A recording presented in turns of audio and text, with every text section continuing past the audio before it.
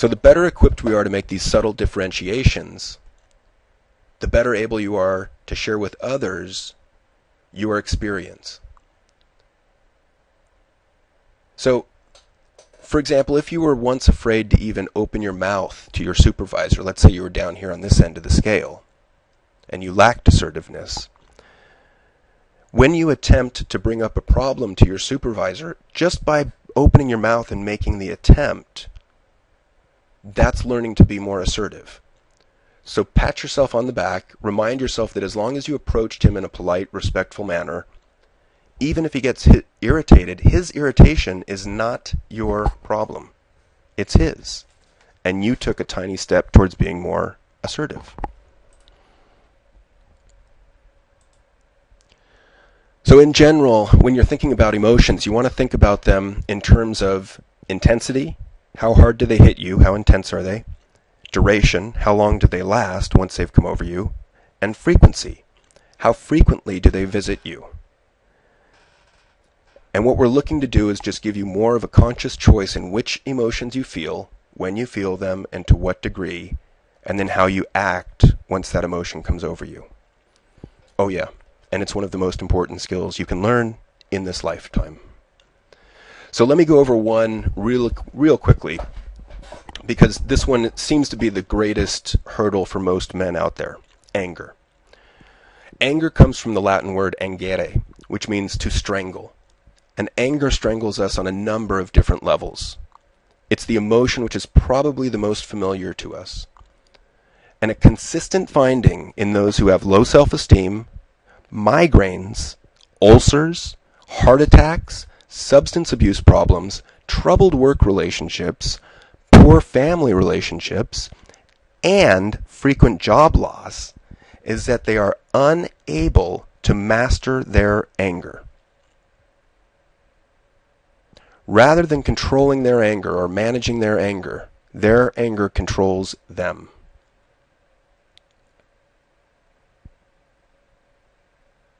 So how do you tell when you're getting angry? All right. You begin to over-focus on angry thoughts. So you need to pay attention to what's going on in your mind and what you're focusing on. What are you picking up? For instance, there are times when I walk through my house and I have 4 children, and there's one child that irritates me more than the others. And so if I'm in an irritable mood, my mood dictates that I see and pick up pieces of the environment that reinforce that irritable mood. For instance, dirty socks left on the floor, a plate left in the living room, dirty towel left on the floor again, a blanket left out on the sofa, crumbs on the floor, dirty shoes left on the table. And I have to wrestle with myself or shift my state so that I stop focusing on those areas and focus on things that make me more relaxed and more content. All right, so that's over-focusing. You also get into a negative thought spiral, which means that you get a negative thought, it creates more anger, greater anger creates more negative thoughts, those negative thoughts create more anger, and it just spirals downward into the ground. So something like, oh man, there's some dirty socks on the ground, and you get a little bit more irritated. Then you see the plate, and you're like, oh man, he was eating in the living room. He knows better than that. What is he thinking? And then you get more angry. And then you see the blanket on the couch. Man, why can't he just put the blanket away? This is so disrespectful. And then you get more angry, and then more negative thoughts come. So I think you see the pattern there. The other thing that happens is you get an adrenaline surge. So your muscles tighten up, and you get this surge of energy to prepare you to attack. Your heart rate jumps up, and heart rate increase is one of the biggest tells that a negative emotion is overtaking you. So if you can just tune into your heart rate alone, that's a great way to learn to instantly recognize anger. The blood flows to your hands and feet to prepare you to attack.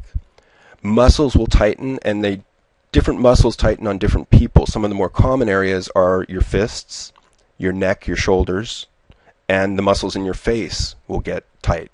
I've had some people tell me that the muscles in their forearms tighten up.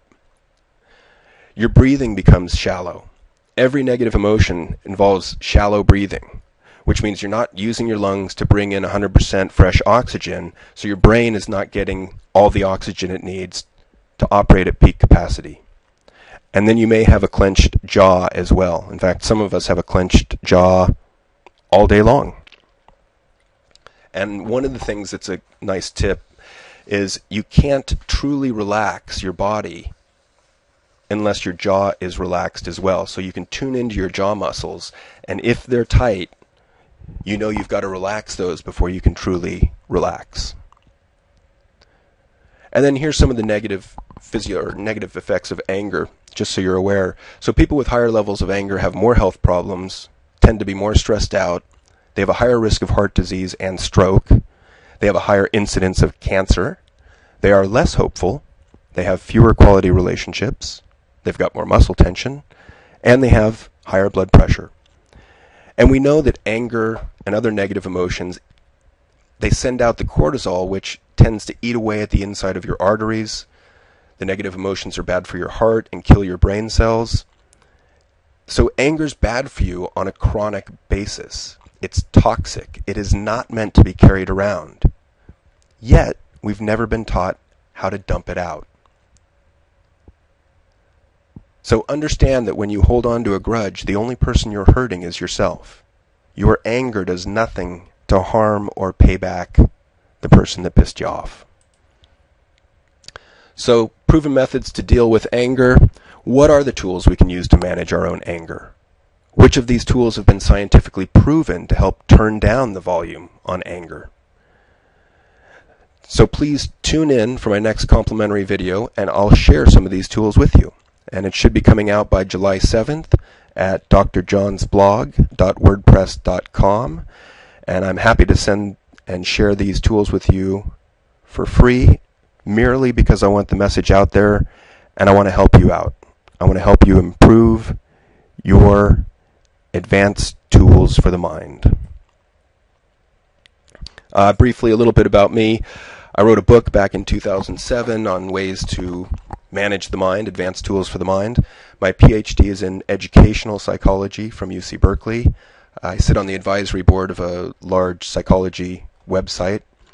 And my blog, Shrunken Mind, was recently awarded, and it's top 3 in positive psychology. It was at number 1 for a bit, and was awarded top 100 blog by the Daily Reviewer.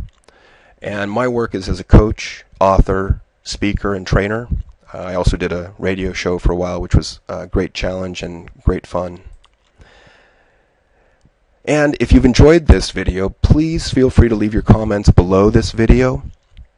I will actively look for your comments and answer any questions you have, and strive to tailor the content of these to your needs.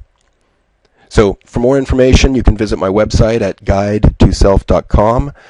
You can call me for coaching or speaking engagements at 925-944-3440, or you can contact me by email at info, I-N-F-O, at guidetoself.com. That's GUIDETOSELF.com. And the title of the book is Guide to Self, The Beginner's Guide to Managing Emotion and Thought. And that's available at Amazon.com and BarnesandNoble.com. So keep a lookout for the next video. I hope this has been helpful for you. Thank you for your interest, and I look forward to speaking to you again real soon. Bye-bye.